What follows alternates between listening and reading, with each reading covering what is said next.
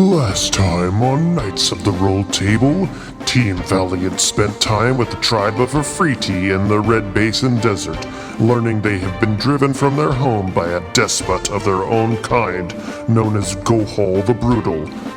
Meanwhile, Team Slate have taken out 2 of the 3 targets on their list of turncoat knights as they plan on the 3rd mark, Drodos the Wizard.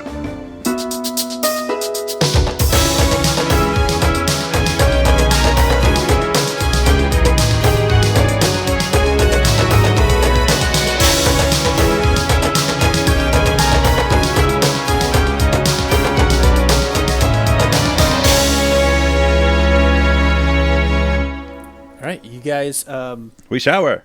You shower together. Oh, whoa! Nope. Our steamiest season yet. Nope. No. All right, you guys make your way back to the Knights of the Realm headquarters for Caster City, and you are familiar with the facilities at this point. You're able to rest up. You're able to have a quick bite, do anything else that you might need to. Obviously, shower off, maybe clean your clothes real quick, get a second set on. Is there anything else that you guys want to do to prepare or rest before you head out? Is there like an open buffet, or how do we eat around here at the headquarters? Well, there's kind of a kitchen that is well stocked with stuff, and it seems like there's maybe one kind of like a lunch lady in there. Yeah, and she's in charge of all of the consumables. What's your name there? Yes, my name is Dagani. Dagani, okay. Dagani. All right. Well, I'm Biscuit. It's so nice to meet you. This is Igneous. This is yes, of Dierdre, course. Yenni, Aryx. Of course. We all just had a couple battles, and we're weary travelers, and we're knights of the realm. I'm sure you know that, but so what y'all got to eat around here? Anything good? Like, do you have a special? You got any pudding cups? Pudding cups? Yeah. I could make some pudding for you. I don't have any prepared, but everything is stocked for if you wanted to make your own thing. I could certainly make something for you if you were hungry right now. We'll just take what you got ready. Oh, I could probably cook up something. I'm a bit of a, I'm working on my culinary skills. Oh, really? Well, we have a kitchen here. It's fully stocked. I'm in charge of making sure that it's suitable for everybody. And if you need any help or anything, I'm happy to help. Okay, I'm going to pick 3 ingredients, and I'm going to make something out of that. It's a little game that we used to play. Do I get to pick the ingredients? Yeah. Well, maybe I can roll for it. Okay. On the ingredient table that the DM has ready. Let me search. Way to backseat DM there a little bit there, Chris. I don't know. I can't wait. You can just give me 3. You can just give me 3 random ingredients if you want. No. You want to roll, baby? Let's roll, baby. Let's roll. Let's roll. Let's roll. Okay. Let's see. Oh boy. Now I'm in a whole other document. Every season's got to have a food challenge.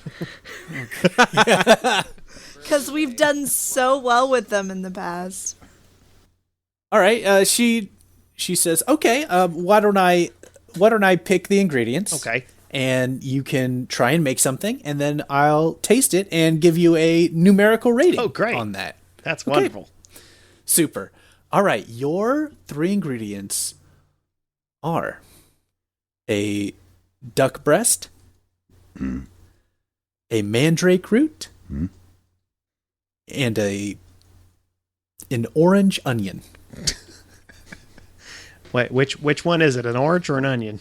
And it's an orange onion. It's a variety of onion. Oh, like a yellow onion, but it's orange. Okay. Correct. Yes. It's not a purple. It's not yellow. Huh. It's an orange onion. Halfway between red and yellow. Any of y'all know what a mandrake root is? I don't think I ever used one before. A mandrake root. This twisted pale root resembles a gnarled humanoid infant. It inflicts the poisoned condition for 1 hour when ingested. I was going to say, if not cooked correctly. Isn't mandrake root real poisonous? This seems like one of those ingredients that you wanted to get rid of in the pantry, and you're just like, hey, this seems like a good group to get rid of it on. Well, you'll have to use your culinary skills to defeat the poisonous element to get out the natural flavor within the Do we magic. have to eat what he makes, or can we get something that has already been vetted by a professional? Yeah, I just want some dried meat. Look, I just work here. I don't know what sort of game you're playing. I am just here to serve. Just a salad with a grilled chicken breast would be fabulous. How about grilled duck breast? With a little bit of onion. grilled. Okay, so here's what I'm going to do. I'm going to I'm going to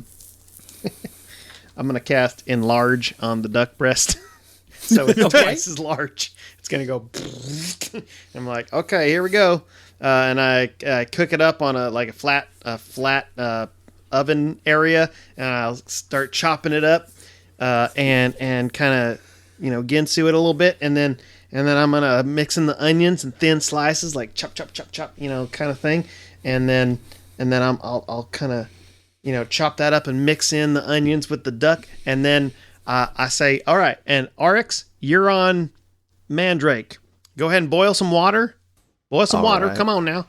Our Aryx will go boil water. And put it on that little fire pot there and that little fire pit, with the stove there. And then we're going to put the mandrake root in there and just let it boil, okay? All right. Continue cooking the duck and the onion. Oh, it's smelling up, and then the olfactory nerves are kicking in. It smells so good. It's like tickling your nose, and it's making it so good. And then I'm gonna cook that for about 20 minutes or so, and make it all succulent. And then I'll start putting it on some little plates and serving it up with a nice mead. I'm sure y'all have like a vintage, Yes, of course. Something that would go well with poultry, and I'll serve that up, and then I'll just take some of the mandrake and kind of thinly slice it and put it off to the side, and I'll be like, now this is a garnish. This is a garnish. Don't eat it. It's just a garnish. It's like the little hairs that stick up, and this is a garnish. Don't eat it. It's a garnish. Okay. Go ahead and roll a d20, and you can add, you can use any wisdom skill you think you would apply here. Oh, that's a 19 plus 1. That's a dirty 20. Excellent. Very good. For your plating, go ahead and you can roll a d20 and add any charisma modifier that you want. 14. Couple little dribbles on the side. Sorry about that. Ooh, excellent. So sorry, Yenni. She sits down and she looks at it and she kind of smells and takes a bite. Kind of has a reserved smile that comes over her face. She takes a bit of the onion and cuts a bit more duck and kind of eats that together. Takes a bit of the mandrake root and kind of like a little piece of pickled ginger that you would put on a sushi. Kind of puts that on a bite, tastes it, and she says, "This is truly brilliant. Using the boiled mandrake root as a garnish really enhances the flavor inside of the orange onion and really ties together on the bed of the duck breast. It's truly succulent and delicious and tasty. And this is an A. Oh, thank you very much. This an A. This is excellent cooking. Appreciate it. Well, tuck in, everybody. I dabble a little bit in alchemy on the side, and well, you do? This is so it's just kind of a passion project of mine. Hoping to join the alchemist college next semester, and I'm just using this to pay the bills. I hear that. Yeah, I used to shuck corn, for a couple extra copper. Well, shucks, that's a cool story. Yep, haven't heard that before. You're just a delight, Biscuit. I'll tell you what. Why don't I give you 5? You can each have one of my latest potions here. Oh, and it's well, that would be delightful. She gives you each of those. The elixir of Dagani. The elixir of Dagani. And what this will do is it will add a D4 to any skill check. Oh, wow. For 1 hour. Ooh. But we choose the skill. So you just add it to any one that you're rolling. So if you're doing something really skillful, for 1 hour, you can add a D4 to any check that you do, I guess. Thank you very much, Dagani. That's mighty nice of you. No, I feel as craftspeople, we have to share where we can, right? Oh, I agree. Well, and here's your salad, ma'am. Thank you. Igneous spent most of that time grabbing a piece of bread and largely ignoring the chef contest and just checking out the magical quarterstaff that we took off the druid. Oh, while that was happening, I turned to the rest of the party that's not Biscuit, and I go, "So, what's a red wizard? Are they just like into blood, or are they red? What's their deal?" Do any of us know about red wizards? Roll a knowledge history. Ooh. I have 10. -1. 15. 21. All right, well, Aryx, off the top of your head, you know that the Red Wizards, a notorious and nefarious magocratic ruling class of the inhospitable but well-inhabited country of Thay. Historically, they owed their power to being cruel slavers, demonologists, and arcane experimenters, before most of their numbers wholly dedicated themselves into creating a nation of undeath, as the top line of the wiki says. That sounds bad. Yeah, they're real Magocratic. jerks. I had a run-in with them a couple years back. Oh yeah, what they do to you? Well, nothing to me, but they did something to my former associates after they were already former. Ooh, you talking like that death magic, like that make the bones jump up and do stuff? Yeah, something like that.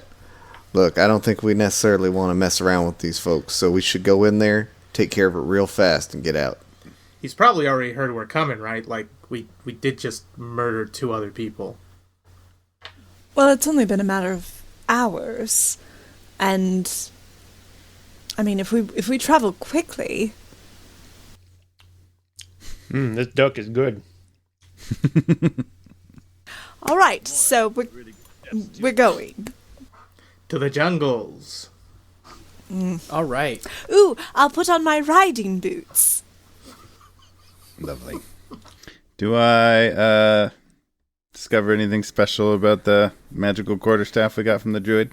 How are you trying to investigate it? I'm attuning to it during a short rest. And looking at it real hard, meditating upon its powers. It's magical in some way. You're not 100% sure.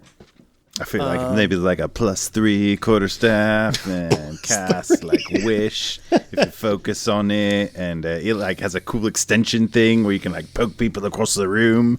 Maybe that's what I'm feeling. Great. You feel confident that that's what it is. Extendo. No, nothing. All right. Nothing happens. Weird. You could try and make a wish if you want. Death. Cast death. Strike. Nope. All right. Nothing. Summon bats. Summon bats. Ooh, you Nothing. say summon bats, Ooh. and a bat comes. Ooh. And it comes up, and it comes over, and it lands on top of the, it lands right on top of the staff. Hello, friend. It says, hi! Do you want this staff to summon talking bats, Jeff? That's a big investment for a DM. What do you mean?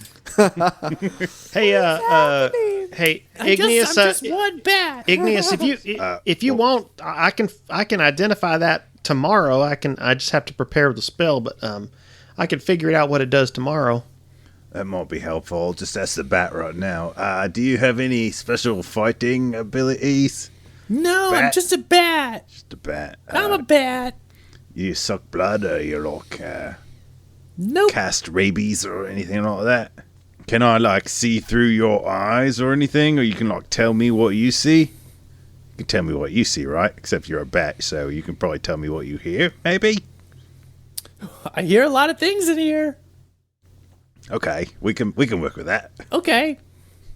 Cool. What are we doing? Are we going to find fruit? We were going to find a red wizard, but there might be I some want to fruit on find the way. fruit. Okay, all right. Well, you look for fruit. You look for fruit. We'll look for the wizard, and we'll see what Okay, happens. goodbye. And he flies off. Did we all witnessed the bat thing, right? We all I saw don't this know where happen. Igneous. Where was Igneous during the bat thing? Like, how much has this bat thing impacted my life? Did they see a bat, or did they just see me talking to the quarterstaff? Anybody near you saw a bat. Did they hear it talk, or did they just hear me talking to the bat? Yes, what you heard and saw was real. It was not fake in your mind. You all saw that, right? You mean the rodent that flew and was Spoke. chittering in your ear? Yeah. Pretty Yes. cool, right? However, that rodent has nothing to do with us killing a wizard, which is all I want to do right now, because the be sooner helpful, we you kill never that know. wizard, the sooner we can be done with this rubbish. That's right. All right, I got a let's couple go. more hours of mage armor, so let's get to it. We're off to see the wizard. So, you guys begin walking out of Castor City, and it doesn't take long to get into what is pretty thick jungle. This city really is right on the edge of a jungle area, and that becomes very obvious as soon as you leave the confines of civilization. And as you get off of the road, it begins to get very thick. You were kind of given a few tips and pointers on where to go. You know that you're looking for Lungtina Village, which is just kind of a small little blip on the map, which was the last known location of Drodos Zavona, the red wizard that you guys are looking for. Everybody roll a survival check to see how well you can navigate through this jungle. 15. 10. Also 15. 17. 14.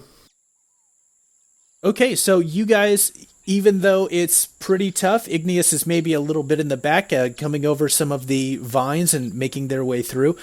Igneous, go ahead and roll a perception check. 14. You guys are walking through the forest, and Igneous, you kind of, it's very difficult to kind of make your way through this, and you kind of stop for a minute and catch your breath and try and, kind of get the muster to kind of keep going on. And as you do, you feel something start to come onto your shoulder. You turn around, and you see the... Hoping for bat friend. You see the large face of a snake that's right there on your shoulder that's coming down from the vine, and you're able to quickly see it before it can grab you at all. Anything you want to do at this point I want to grab it and pull it away. Okay. You want to grab it and pull it away? Okay, so you want to just kind of hit it away? Yeah. All right, so go ahead and roll an attack then to kind of smack it away. 22. At first, or just kind of think it might be, you just kind of see this snake head and you're not really sure.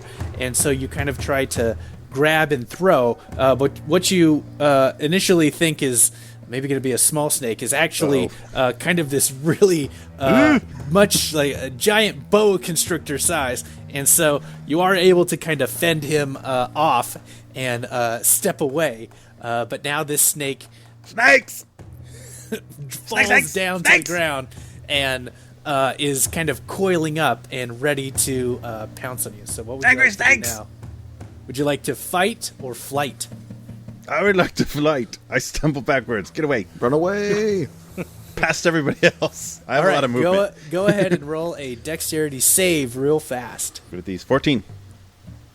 All right, so with the snake now down on the ground, you kind of assess that you're going to try and run. Right at the same time you're deciding that it lunges for you, it just bounces, but you move out of the way and begin running, and the rest of you behind you just hear Igneous calling out, Snakes! and he starts running in the forward direction. I'm going with him. I want to run towards the snake and try and kill it. Snake! I'm gonna just kind of watch Yenni and be looking back and forth between Igneous and Yenni, kind of amused. All right, so Yenni backtracks and heads to where the snake is. You see that it's had lunged and kind of landed on a branch, and now it is kind of coiling around as it sees you there. What would you like to do? Snake! I swing at it. All right, swing away.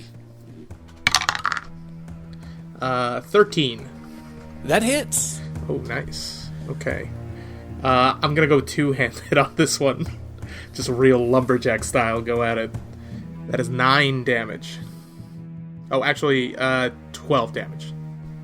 12 damage. All right, so you plant down right into this thing and give it a hearty chop, and it swings back, and it is really not looking good. It recoils back, but it is going to try and lunge at you.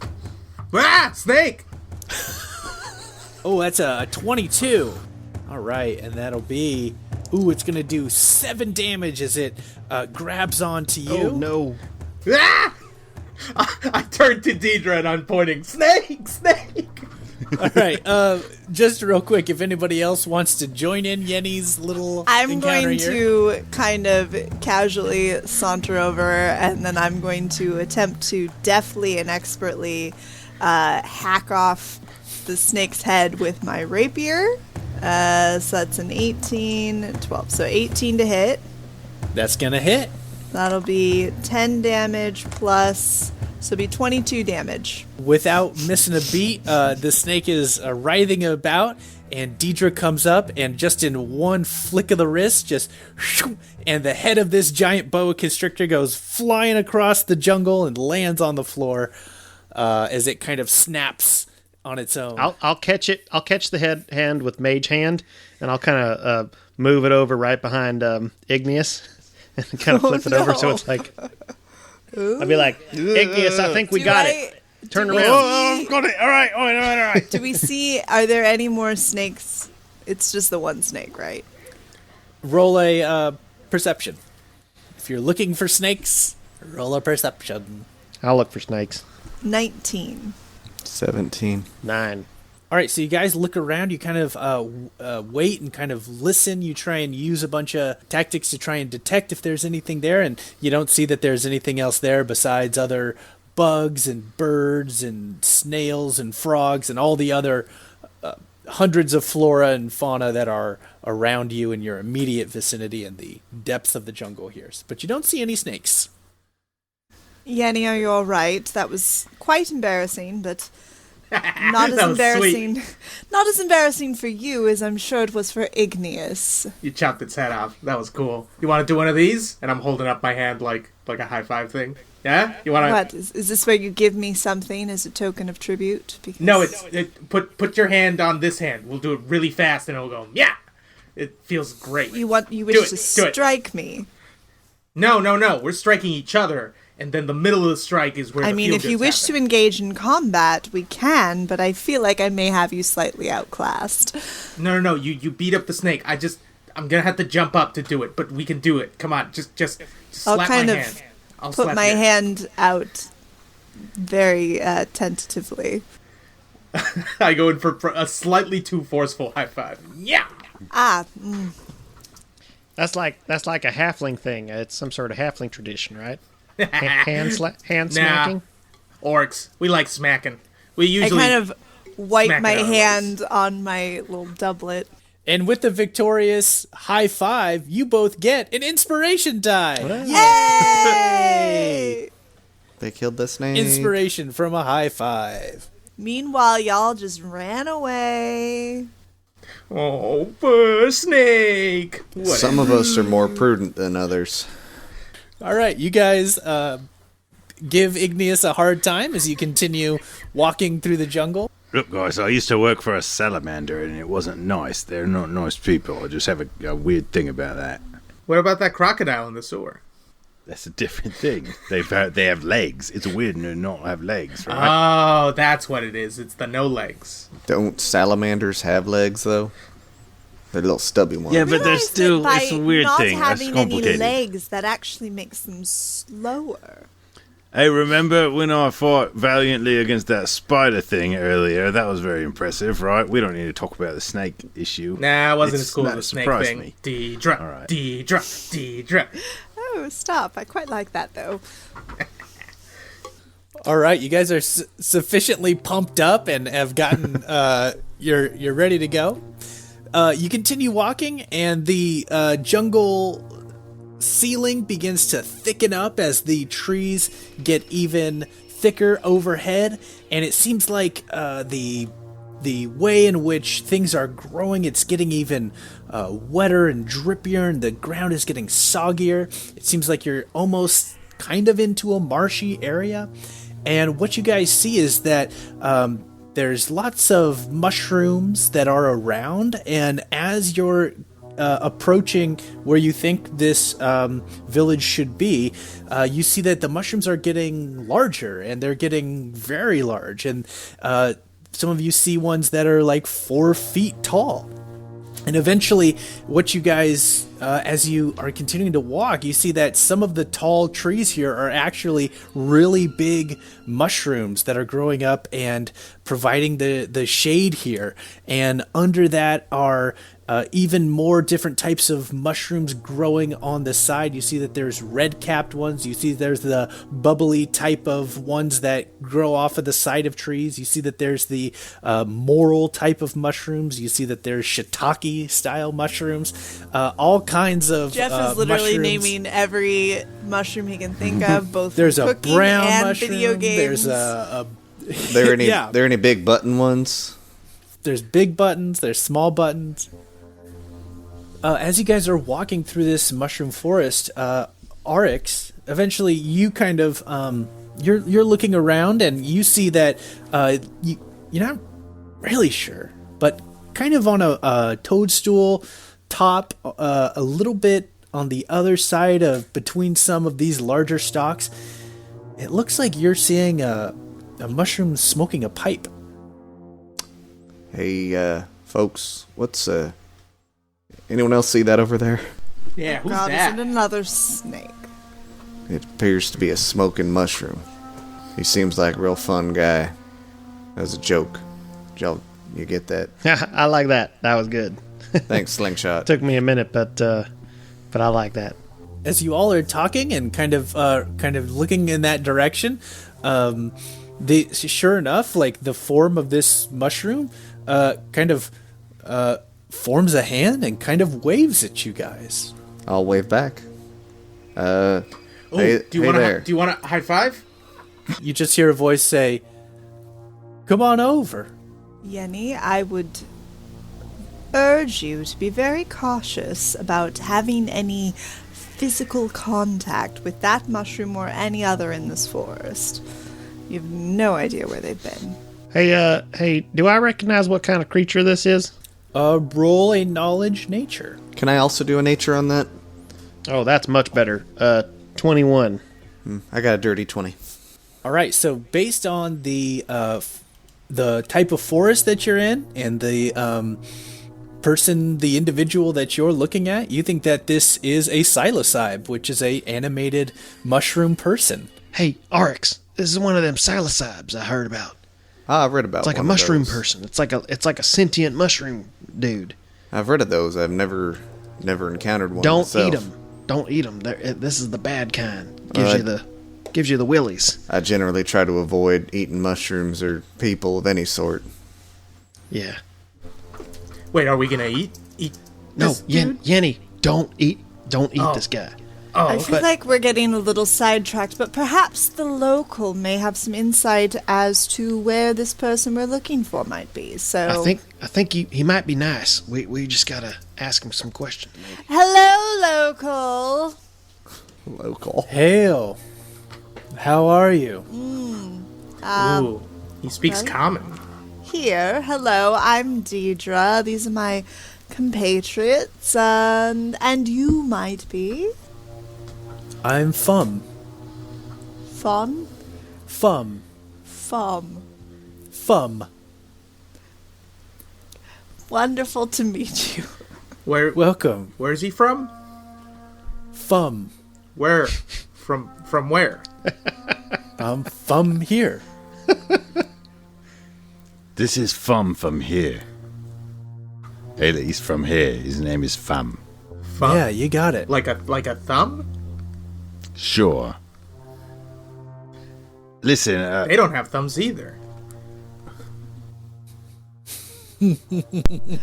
So, Thumb, I take it you know this jungle very intimately. You appear to be a local, correct? Well, of course. Oh, fabulous. And do you often have outsiders like us coming through? Well, not before, but recently, yeah. Yeah?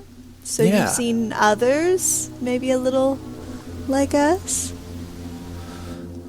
Oh, like bone fleshes? Like you? Yeah, specifically rare in red robes, red wizard bone fleshes. Red wizard bone fleshes. You're talking about Drodos. Yes. Is he a friend of yours? No. Are you He's not. good? Are you Drodos? I am not. I am Fum. I just had to make sure. Do we believe him? You can roll. You can roll.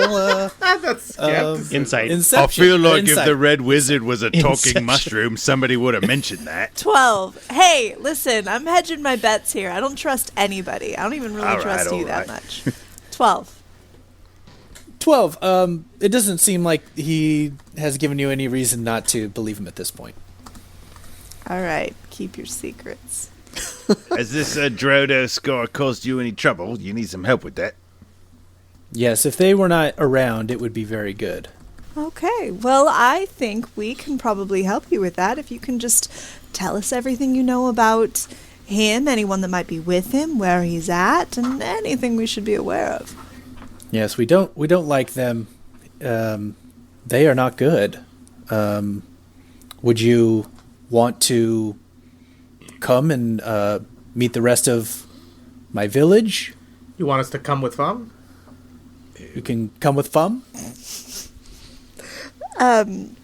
Yes, I suppose that's... Now that'd be great. I'd love that. We should definitely go with him. I'd love to meet all kinds of your people. Well, I don't have anything to share, but if you come to the elders, they might be able to reward you with something. Well, let's go talk to the elders. You guys want to talk to the elders? Elders. Yes. Elders. Quickly. Fum jumps off of the mushroom, and they lead you into the village, and as you are entering, you see that like part of the forest of these giant mushrooms, you see that part of them are kind of cut open, and there's these psilocybes living inside of the mushroom houses, and they have little tiny mushroom farms that they're kind of growing. Is it all men and there's only one girl and like she's got little white heels? They're blue and they sing a lot. They're only la la la. and they're 3 apples high.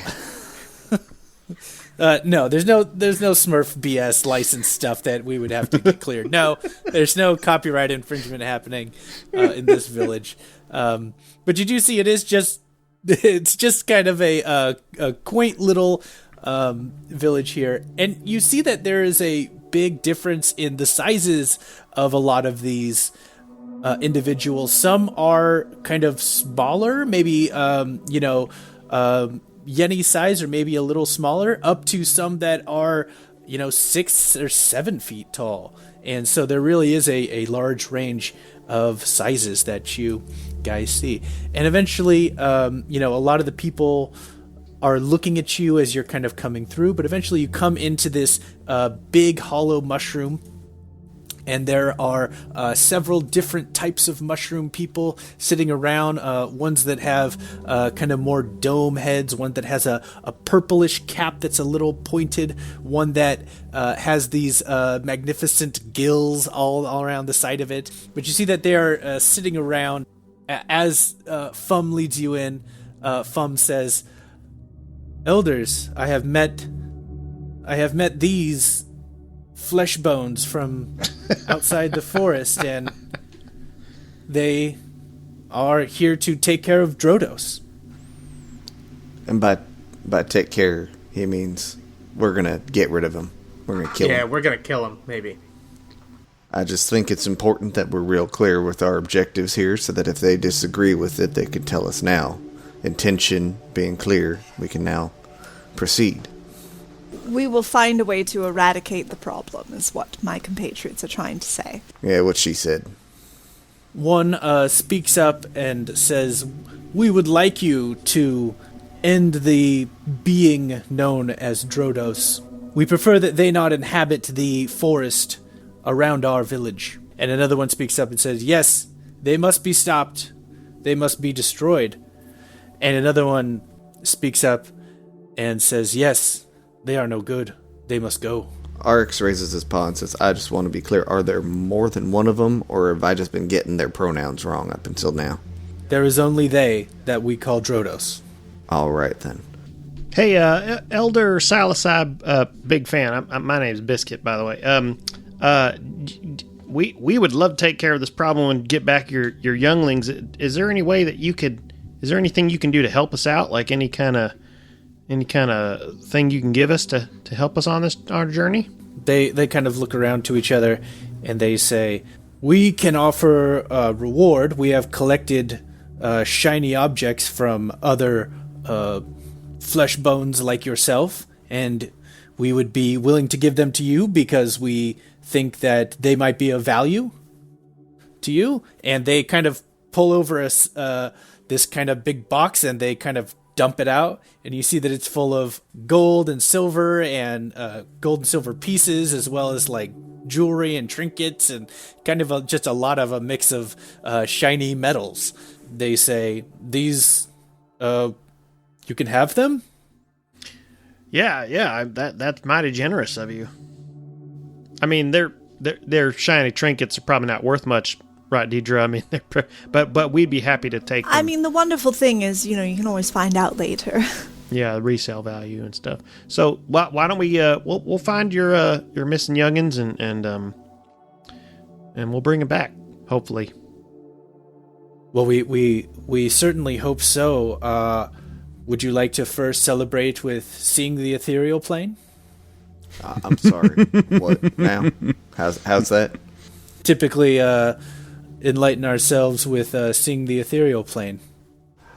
We would like to celebrate, but we think that it's best based on some situations that we got going on to celebrate after we have succeeded. So, if that's okay with you, we will visit the ethereal plane after we have defeated Drodos. They kind of look at each other. Okay. That's fine. Senio here can show you to Drodos' tower, which he has crafted himself right atop one of our most sacred earthen mounds. And Senio stands up and says, "Yes, follow me. We'll go out this way." All right. Well, bye, Fum. Fum says, "Goodbye. It was nice to meet all of you." Well, we'll see you soon, hopefully. Yeah, we'll be back in the ethereal plane in no time. We look forward to it. I just imagine Jeff has like 5 pages of stuff he just throws in the garbage. Like, fine, gotta see the wizard. He's just going to be completely normal now. He had all these ideas. Just a guy in red. Spiritual wolf gone. Okay, let me just delete all these files. Let me turn off all these filters I was going to put on the camera. Okay, great. We'll save that for the after party. Woo!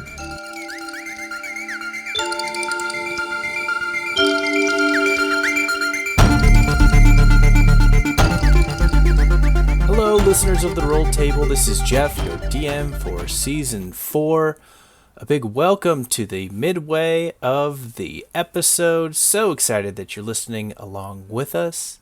Hey, off the top, I wanted to give a shout out to another local game store. And this week, we're talking about Game Empire, which is here in San Diego. And if you're in the San Diego area, you know about Game Empire because that's where you always went to get the Magic the Gathering cards, the Dungeons & Dragons books, Warhammer. It's Game Empire in Claremont Mesa here in San Diego, GameEmpire.com. Check them out if you're in San Diego. Stop by, buy a new board game. And if you want to tell us about your local game store or bookstore and give them a shout out, we'd love to hear who's helping you out. So let us know on Twitter. It's @RolledTable. Give us a mention. Tell us what awesome local game store or bookstore is helping you play Dungeons & Dragons.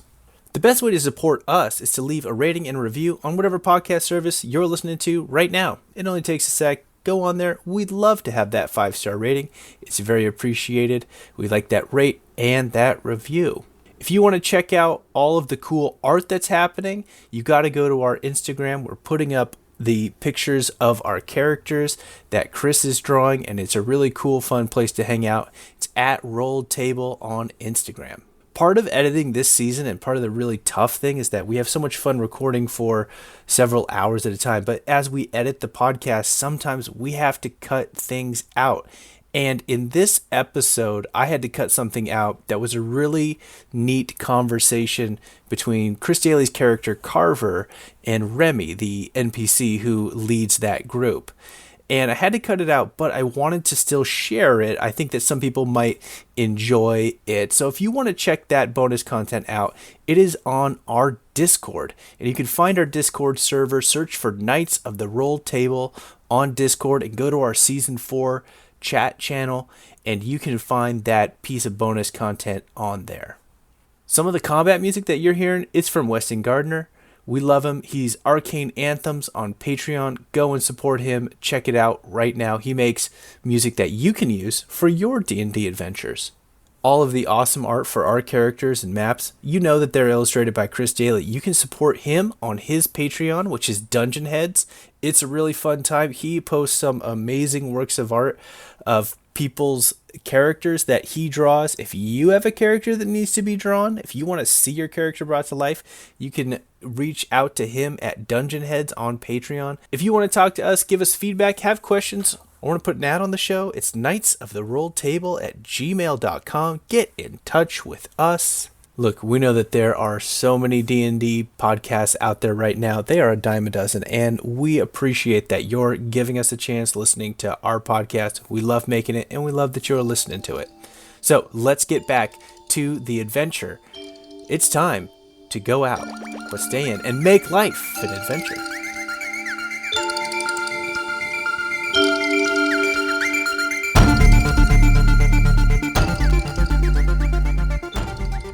The sun rises over the vast deserts of Red Basin in the middle of this unforgiving environment, having just been welcomed in by a clan of Efreeti people.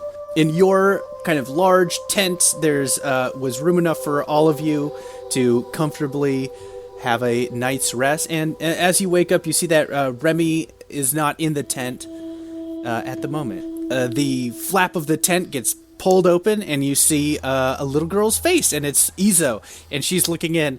She says, "Hi, good morning." Hey. Hi. Are you guys up? We're up. We've been up for 2 hours. Branch and his friends are awake, yes. What do you guys want to do today? We made breakfast. Do you want to have breakfast? I was thinking we could make a kite, or we could draw on the sand, or we could make a sand castle, or we could make glass out of sand, or we could have a sandball fight, or we could slide down. I can show you how to carve certain things out of wood, if you'd like. Ooh, that would be fun. Sure. And just as she's in the middle of explaining all this, Brahma the Glamorous comes up and says, "Sweetie, hold on, guys, sorry," and closes the flap. "Sorry, you guys take your time. Everything's fine. You come out whenever you're ready." And he kind of takes Izo away. "Come over to the main tent," he says, "whenever you're ready. Sorry for the interruption." Well, I can't really go back to sleep after that. Now I feel like they're just out there waiting for me. Before we head out, is there concern over the last time that we had a chance to talk? We figured out that the item that we took was a Helm of Insight. Yep. And are we trying to deliver that to something? Don't we have a secondary, like a primary mission that Remy wanted us to accomplish? Getting the helmet was Remy's primary goal. That's kind of all that he's told you so far about that. So there wasn't necessarily, he wasn't giving it to, you know, that he wanted it to help in his mission of finding knights and to discover who are good knights and who are bad knights. So is Remy with us? Not right now. Don't we have to deliver the helm somewhere that he wanted us to go? Or Don't know, he's been rather cagey about all the details on that one. Perhaps that is where Remy has gone. Hayes and Brahma and Izo are also having breakfast with you and just kind of small talking and, asking about your adventures, and you guys are relaying about, where the journey you've been on so far, and they give you some tips about staying away from sandworms, and you just kind of share some real basic information. Turns out, secret, it's cayenne pepper. You gotta put some cayenne. Ooh. Yeah, you gotta put some cayenne pepper on your boots, and yeah, It's good for everything. it's cayenne pepper's great.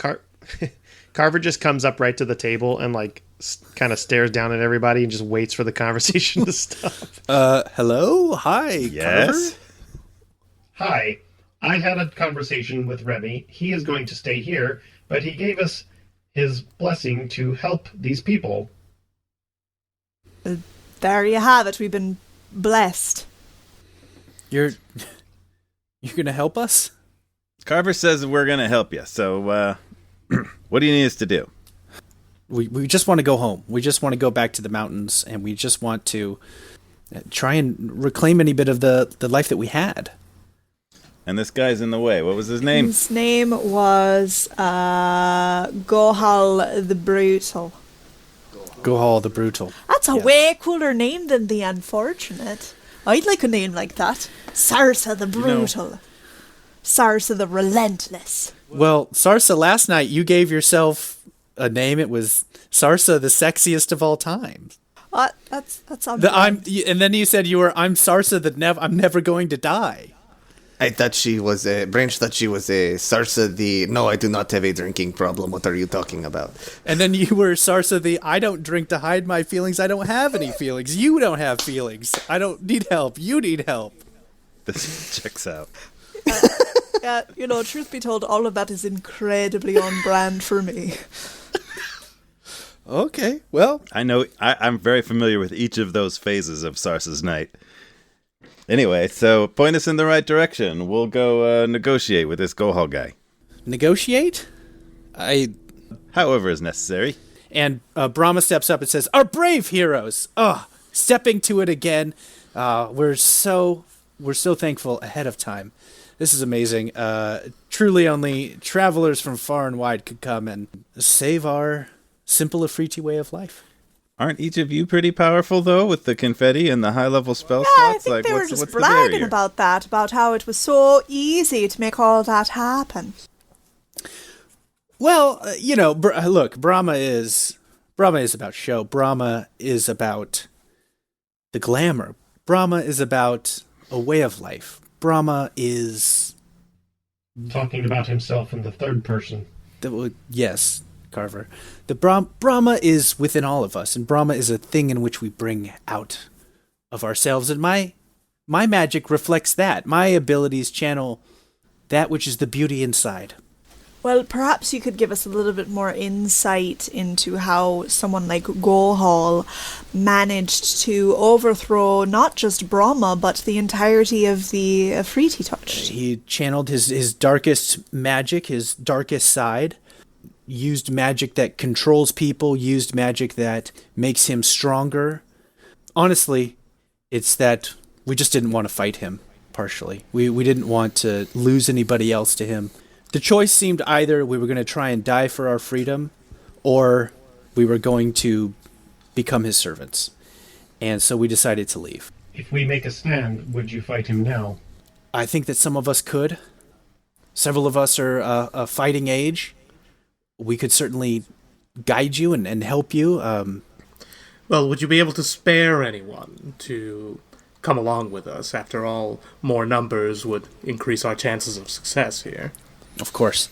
And he says, just hold on, give me a couple minutes. And kind of goes and after a while brings a few people over, says, okay, so bear with me.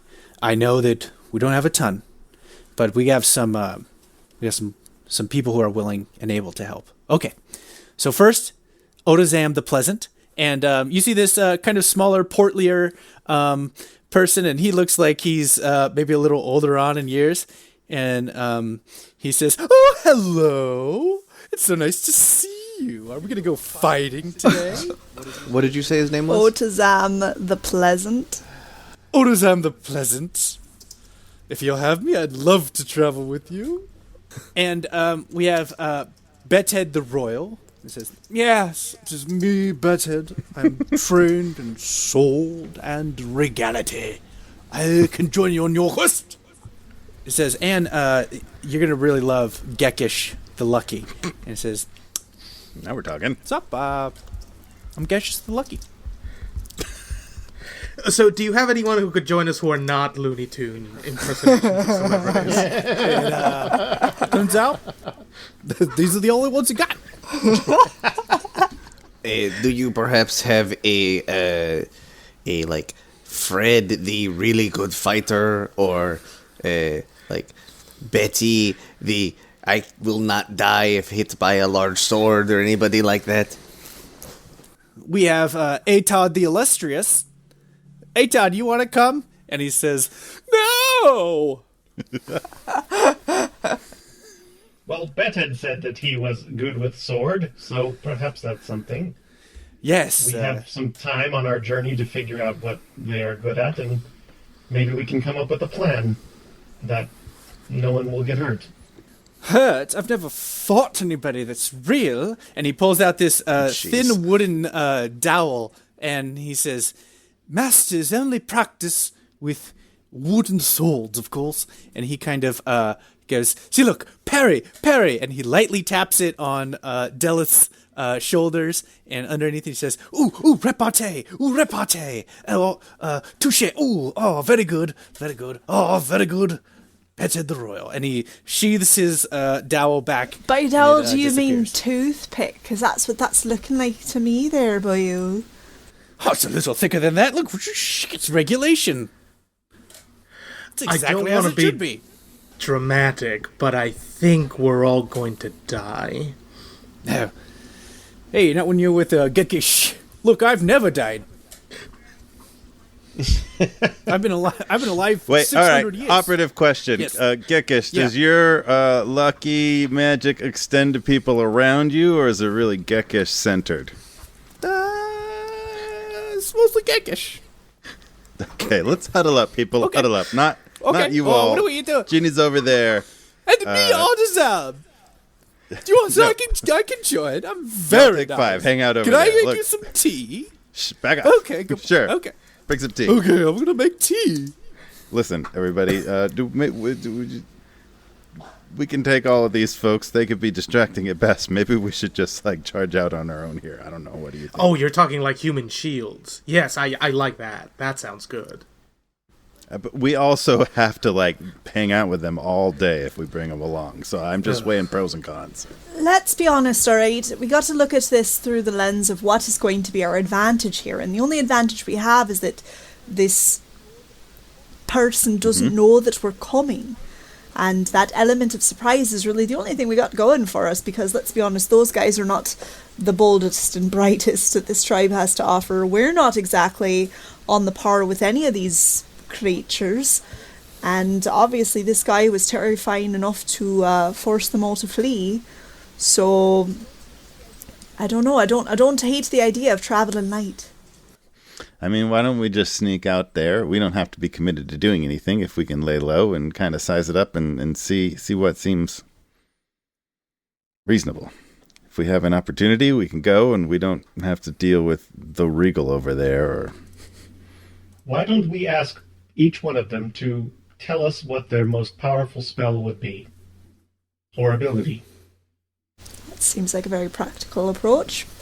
All right, go for it. And then I like we that can idea. make our decision after that. Autism, the Pleasant. Yes.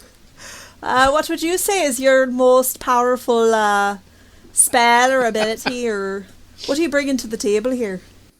Oh, well, watch this. And he goes, and he begins to, a black cloud begins to come around him, and it shoots out, and it kind of engulfs each of you, and you're given an overwhelming sense of niceness and charity, and kind of like when somebody opens a door for you, or offers you the last donut in a box, or Maybe we could have him do that on Gohal the Brutal, and he just won't want to fight no more.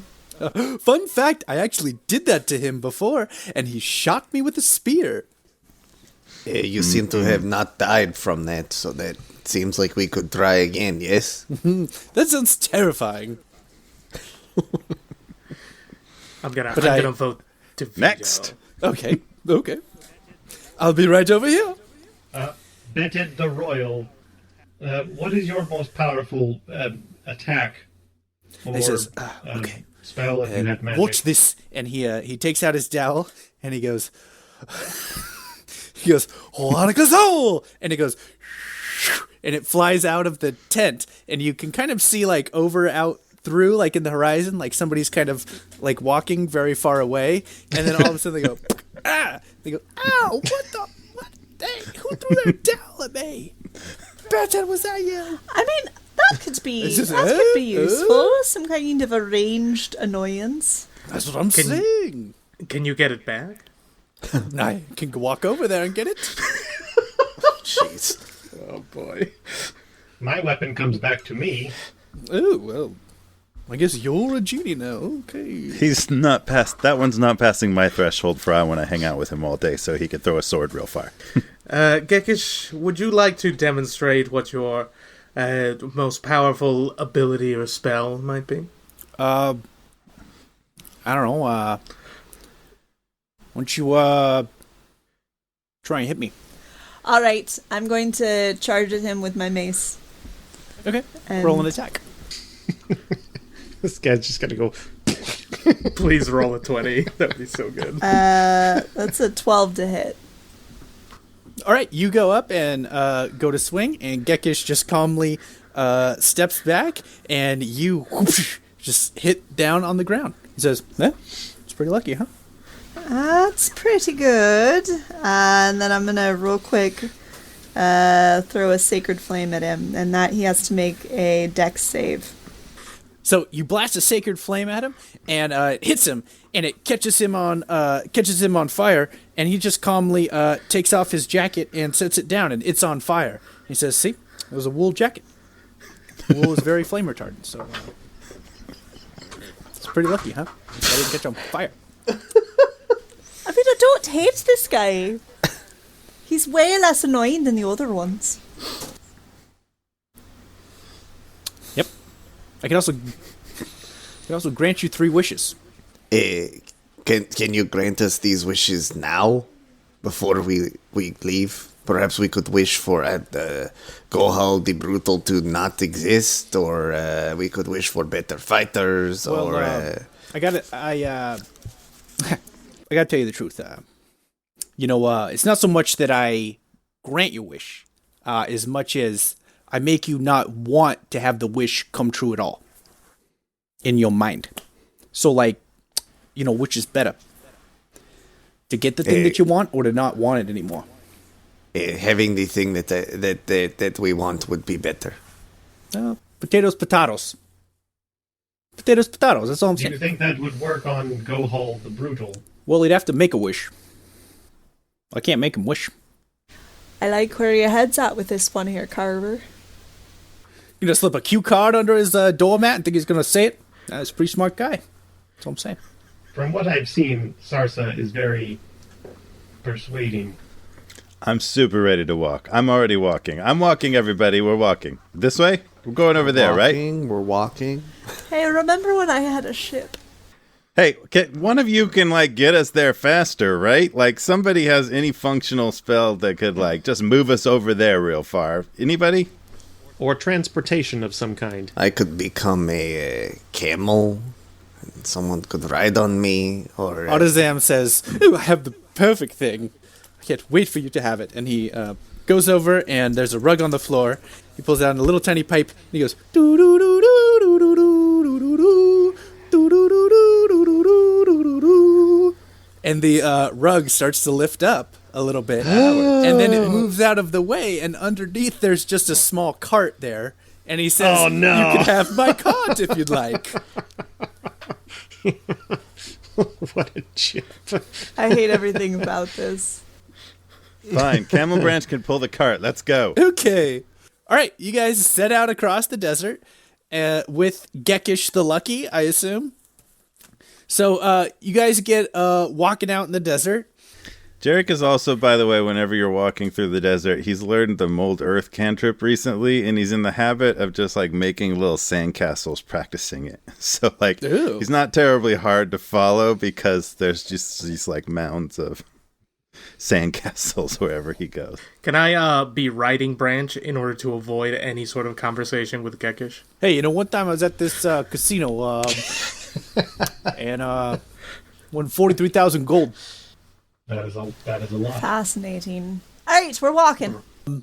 All right, you guys set off across the desert, and it takes a few hours as the sun begins to rise, and it starts to get warmer, and it really starts to heat up. The wind starts to blow. Geckish is just kind of walking and leading you guys, and every once in a while, he'll just kind of randomly change direction and be like, it's probably this way. I'm facing this way now, so it's probably this way.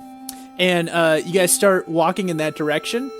He's like, oh, man, it's getting hot. And he puts his foot down and he steps down, and there's like a wet spot down in the sand. And it kind of caves down. This piece of earth kind of falls down, and it kind of exposes this beautiful pool. And he bends down and he has a cup, and he just kind of picks it up and he drinks it. Perfect.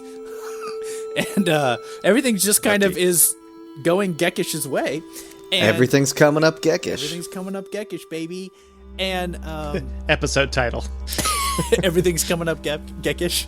Yeah. All right, we're going to write that down. All right, and before long you see that you're starting to get, as you're kind of heading east, which would be you're walking kind of into the sun most of the day, so it's very bright. You see that you're approaching a colossal mountain range that's very brown and rocky and rough, and you're getting closer and closer to it, and you can see that it has pretty big. It's very much like the Coachella Valley, and you see the mountains there where we are in San Diego, out in the Borrego Desert, and you see the kind of quick way in which it's just kind of desert, mountain, not much transition in between there. You start seeing that you're kind of getting in towards more of a Badlands area. It's kind of rocky, and the sandy dunes are starting to give way, and you're climbing up and over, and whenever Geckish loses his footing on some slippery rocks, he kind of rolls in a perfect way that he can just stand right back up at the very bottom of the hill. Before long, you guys start to see that there are these big carvings taken out of parts of the mountain, and you're hearing kind of some rumbling, and you're kind of hearing some activity maybe inside of the mountains. And you see that there are some caves up there, and Geckish kind of he points them out to you as he comes and says, we're starting to get to our caves here. We live deep inside this mountain here. There's systems of caves that we'd live in and have different parts of the caves for hanging out, for playing cards, for Geckish, am I to understand that these caves are interconnected? Yeah, they connect. They say some dwarves were here thousands of years ago or something, and they made some of the caves, and so there would be a possibility that we could perhaps navigate these caves and perhaps try and get the jump on Gohal. Yeah, probably. You stick with me. I bet we'll find him in no time. We'll just walk in there and make a few lefts or a few rights. We'll just do whatever feels right, Thoughts, group? Navigating caves is you do it by gut. You don't do it with your head. You do it with your gut. All right, and as you guys kind of are coming over another hill, you see that way that's really hard to get a full grasp on the scale. It looks as though part of the mountain has been mined out and burrowed deep into it, not just in like a cave that a person could go through, but in a cave that could fit an ocean liner. This massive hole that is being carved into the side of it. And you see that it kind of looks as though some sort of big boring, not boring as in uninteresting, but as a device that bores has gone in and created some sort of hole into the mountain here. And as Geckish comes over and says, well, that's new. I think Gohal's done some remodeling over here. Question for the group. Can sandworms dig through rock? No, they can't. That's why we lived up in there. We didn't like those sandworms. I mean, we can kill them pretty easy, but, we like keeping in harmony and all of that. So, that's why we live up in the rock. They don't go in the rock. They can't. It's okay. I too brought soft. cayenne pepper. Yeah, you guys need a cayenne refresh? Are they getting on you? Okay, get some more cayenne, okay? Then he gets some out and he puts it on. Yeah, get some on those shins, okay? Gotta go all the way to the shins. Kind of itchy. Geckish, do you know if these interlopers are attracted to anything, sounds, smells, anything that would... Sexy tieflings. Anything, visuals that might cause them to come out? I might be able to help in that realm. I don't know, show him a big plate of some salami. Could show him like a pretty dame or something. I don't know. He likes what we all like, Just like me, a regular old Geckish here. He likes to eat, he likes to party, he likes, smoking a cigar, I guess. Going to the old cock club, you know what I mean? Well, I have an ability that I could... it's called magical tinkering, and I can create a light or a recorded message that can be heard up to 10 feet away, or it can emit an odor, an object, or it can create a visual effect that could be a picture or words or a combination of elements like that. Cool. So you can basically do VFX. Yeah, it's a little You're just holographic projection, or it emits a smell or do a sound. But one of those things. If only some way we could figure out who Gohal's father was and then simulate the approval of his father, then that would be, I think, the trick right there. Because typically, folks like this, it's usually some kind of daddy issue. Well, I don't mean to explain things to you or anything, but Efreeti, he's what we call a pure Efreeti. He's 100% Efreeti, and so he wasn't ever born. He's just kind of always existed. That's kind of probably why he's got daddy issues. Daddy wasn't around. Didn't have any daddy because he's kind of his own daddy. Genies kind of make themselves out of the fabric of the ether that's all around us. If he has always been around, can he be removed from existence, killed, stopped, or is he? Yeah, Efreeti's. We could die. Yeah, any Efreeti's, they could die. Even Pure's, mixes, halvesies, quartersies. We're mortal.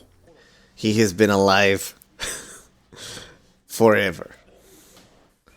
Yeah, he's been alive since the cosmos were aligned, when the Infinity Stones were made or whatever. Well, I feel like we have a foolproof plan. Yeah, let's just get in there and we'll see what happens.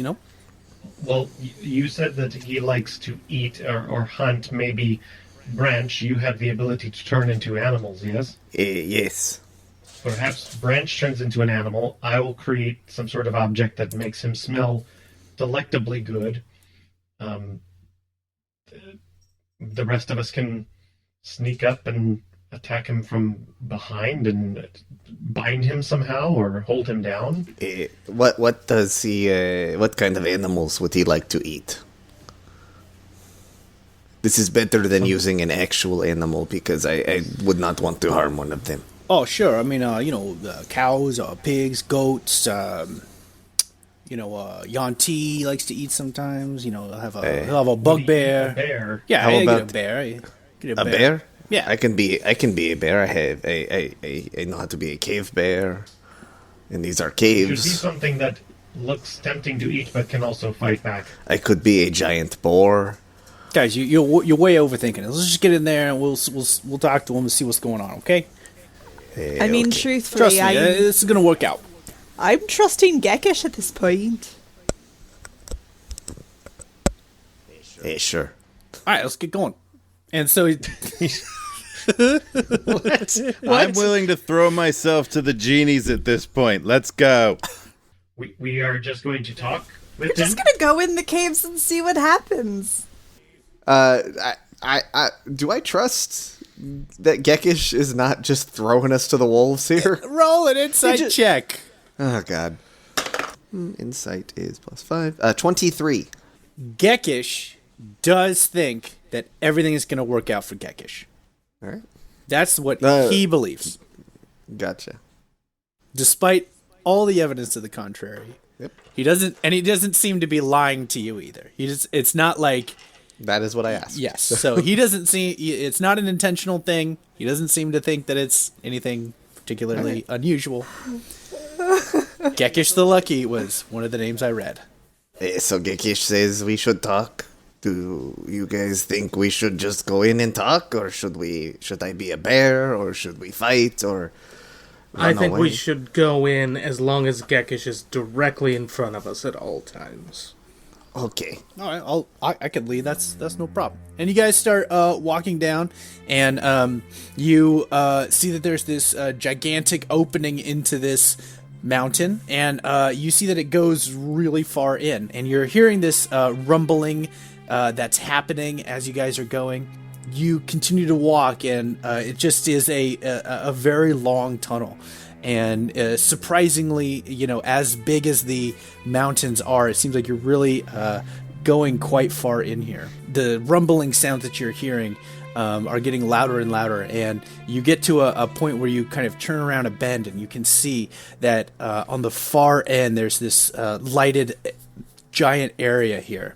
And you can see that with his back to you, taking up the entirety of this, what must be 50 feet tall chasm, is this Efreeti. He has this swirl of black smoke that he is floating on, and you see his bare back there. And almost like he has giant Hulk hands, he is just wailing on the rock and throwing it back.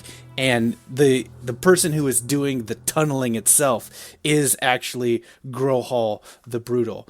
And you guys are approaching this as you go. And Geckish, she's just like, yeah, that's him. That's him right there. And he says, hey! As we were walking up, I'm kind of grabbing out one of my sets of tinkering tools and one of my little carvings of a boar.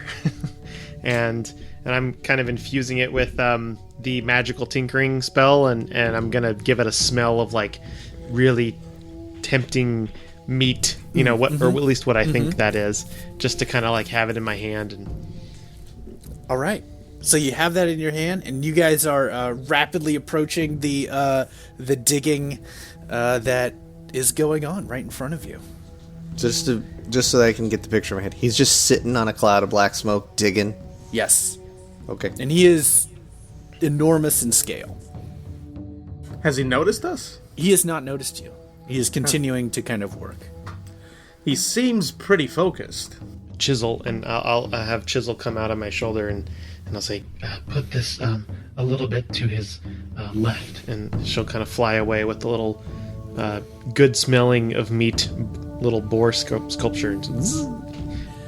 You guys watch as this kind of happens, and eventually this kind of hand digging slows down, and it stops, and you see that his hands kind of return to a normal size.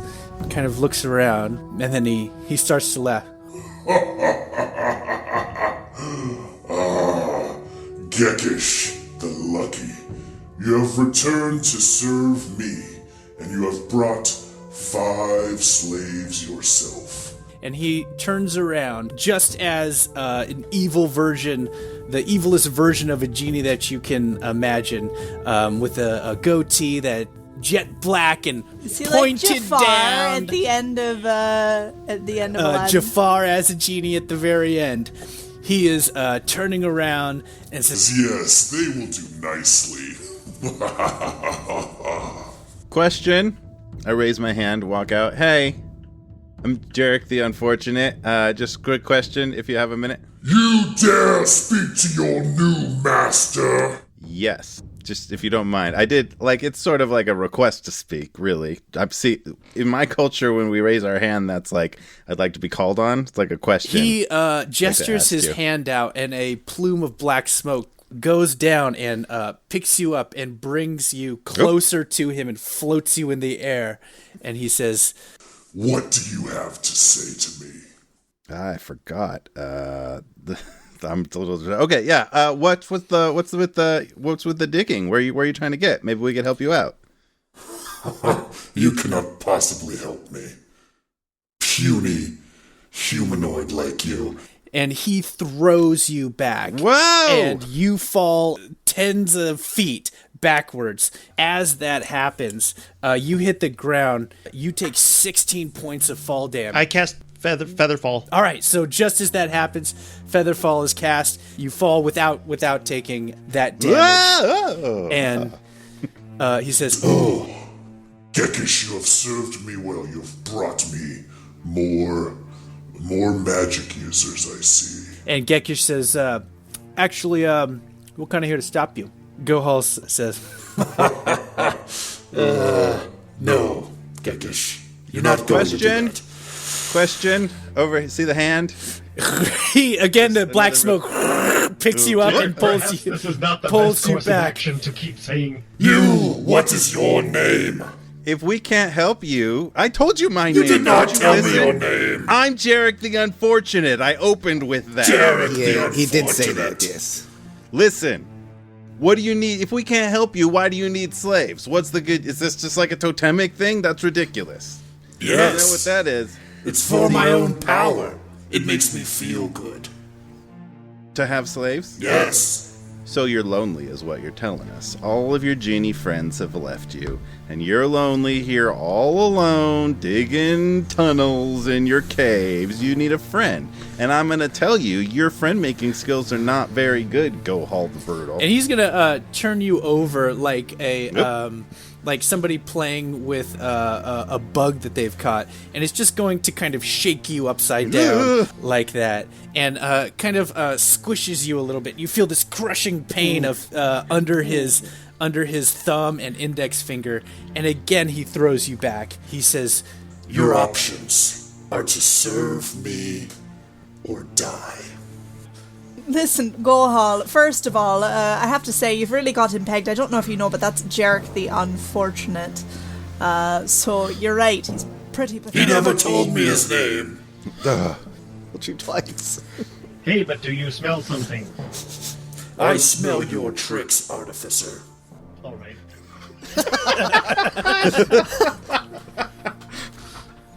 Do you think yeah, your what do you illusory think? magic can fool me? I am powerful beyond your wildest imaginations. And Chisel is up there, and she's gonna fly up as we're talking, and she's gonna do an attack, a force-empowered rend, okay, force damage to his face. 17 to hit. misses. So it comes up and tries to do something, but you can see that it does in fact hit him, but it has no effect. It is as though a feather has landed upon him. And he says, So you have chosen death.